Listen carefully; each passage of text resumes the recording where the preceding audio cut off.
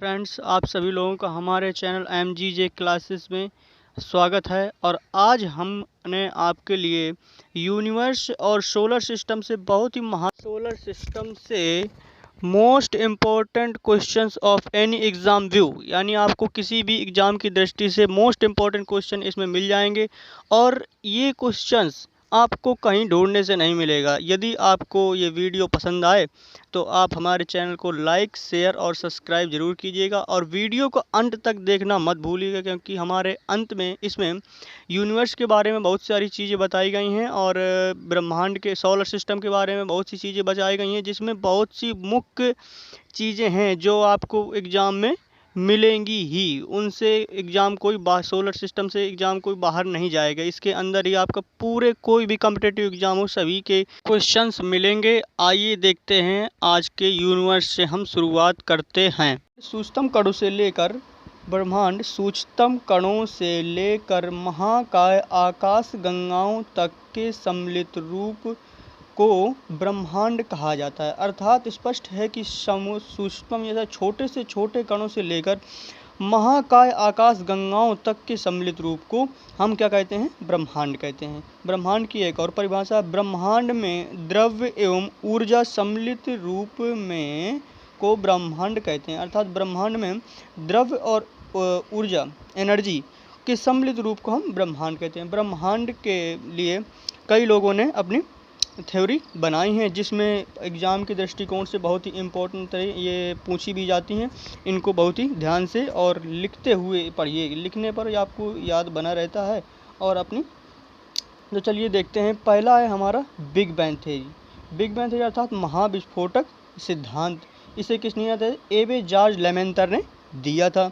दूसरे नंबर पे आती है सतत सृष्टि सिद्धांत, जिसे हमें थॉमस गोल्ड और हरमन बाडी ने दिया था। तीसरा आता है दोलन सिद्धांत। दोलन सिद्धांत ये हमारा किसने लिखा था? डॉक्टर एलन संडेजर ने लिखा था।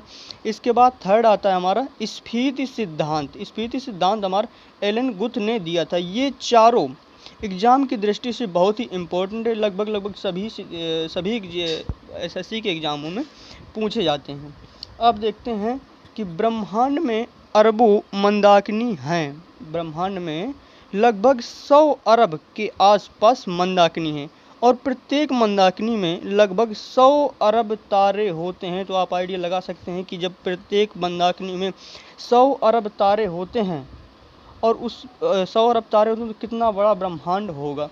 अब जब ये 100 अरब मंदाकिनी में, प्रत्येक मंदाकिनी में 100 अरब तारे होते हैं, तो इनमें जो हो तो हमारा जैसे दुग्ध में जिसमें हम रहते हैं मंदाकिनी में, उसे कहते हैं दुग्ध मेखला मंदाकिनी। ये भी एग्ज़ाम में बहुत पूछा जाता है। तो हम दुग्ध मेखला मंदाकिनी में रहते हैं, जिसमें सूर्य सौर मंडल का प्रधान है।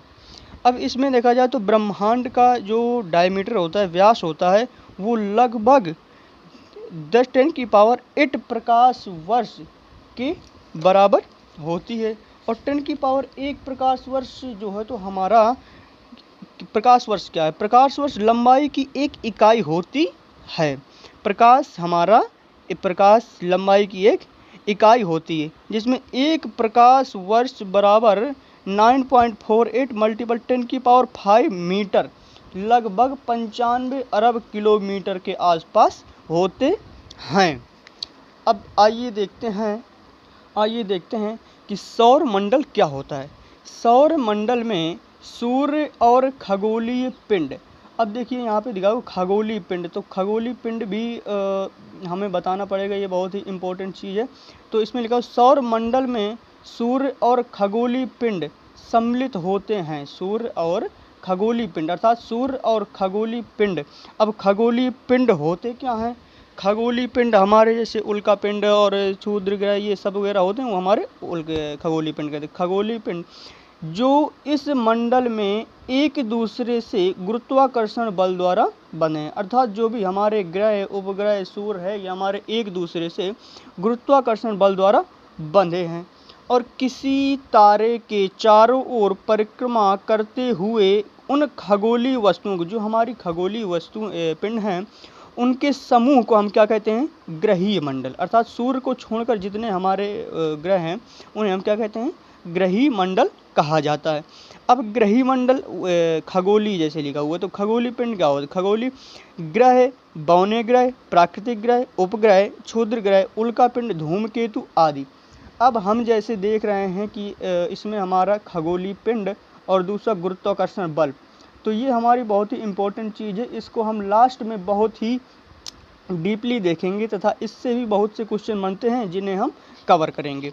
आइए देखते हैं, हमारे सूर्य और उसके ग्रहीय मंडल को मिलाकर सौर मंडल बनता है। अर्थात सूर्य और जो ग्रहीय मंडल है, आपको यहाँ पर ग्रहीय मंडल बनाया तो किसी भी तारे के चारों ओर परिक्रमा करते हुए उन खगोलीय वस्तुओं के समूह क्या कहते हैं, ग्रहीय मंडल करते हैं।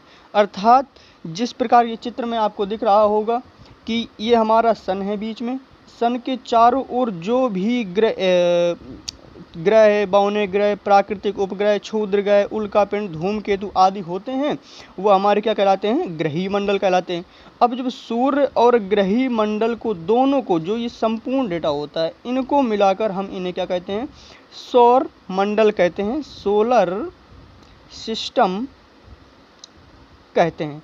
अब सोलर सिस्टम में लगभग हमारे 8 ग्रह तथा 172 उपग्रह और 5 बौने ग्रह हैं और अरबों छोटे पिंड शामिल हैं।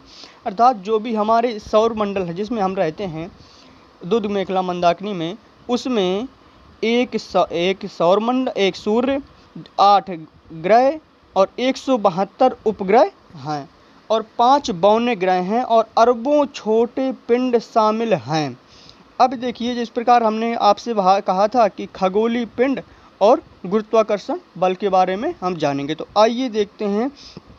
सौर मंडल में सूर्य का प्रभुत्व है, सौर मंडल में सूर्य का प्रभुत्व है क्योंकि लगभग इसमें 99.999 द्रव्य और सूर्य पर निहित है। तो आइए देखते हैं कि खगोलीय पिंड और गुरुत्वाकर्षण बल क्या होता है। ये हमारा जो होता है एग्जाम की दृष्टि से भी बहुत इम्पॉर्टेंट है और इसकी जानकारी ना होने पर बहुत से क्वेश्चन छूट जाते हैं, तो इनको जानना बहुत ही आवश्यक है।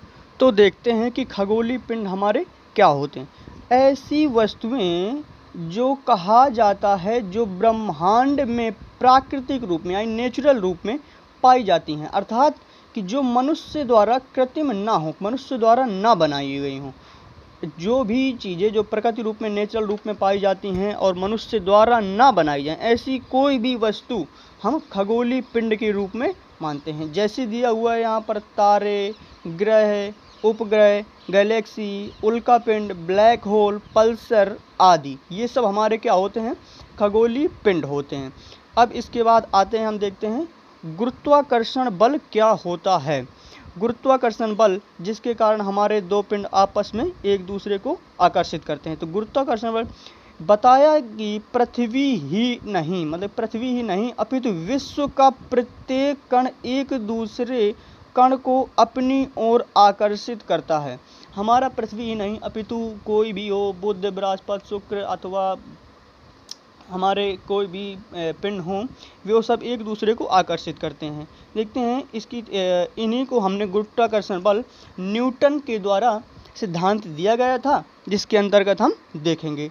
तो न्यूटन ने बताया था कि किन्हीं दो पिंडों के बीच कार्य करने वाला पिंडों के द्रव्यमान के गुणनफल, अर्थात किन्हीं दो पिंडों, मान लीजिए हमारा ये पिंड फर्स्ट है और दूसरा ये है, जिसमें पहले का द्रव्यमान m1 और दूसरे का द्रव्यमान m2, ये हम सेंटर से लेते हैं और इनके जो द्रव्यमान m1 m2 हो गए, इनके बीच की जो दूरी है वो हमारी r है।